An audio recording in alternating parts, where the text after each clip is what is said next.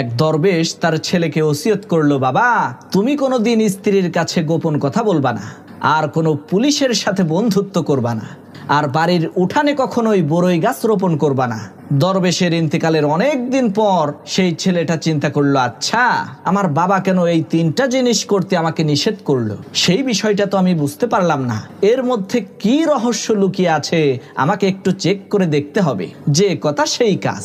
ওই দরবেশের ছেলে এক পুলিশের সাথে বন্ধুত্ব করে সেই পুলিশকে মাঝে মধ্যে বাড়িতে দাওয়াত দিয়ে ভালো মন্দ রান্না করে খাওয়াতো। এরপর সে তার ঘরের সদর দরজার সামনে কয়েকটা বড়ই গাছ রোপণ করলো। এরপর সে বাজার থেকে বড় একটা ডাব আর একটা গামছা কিনে সেই ডাবটাকে গামছার মধ্যে দিয়ে একটু লাল রং লাগিয়ে রাতের বেলায় তার স্ত্রীর কাছে এসে বলল, এই আমি তো একটা মানুষকে মার্ডার করে ফেলেছি, এই যে দেখো ওর মাথা নিয়ে এসেছি, এখন আমার সাহায্য প্রয়োজন, তুমি আমাকে একটু সাহায্য করো। তো তারা স্বামী স্ত্রী দুইজন মিলে গামছার মধ্যে থাক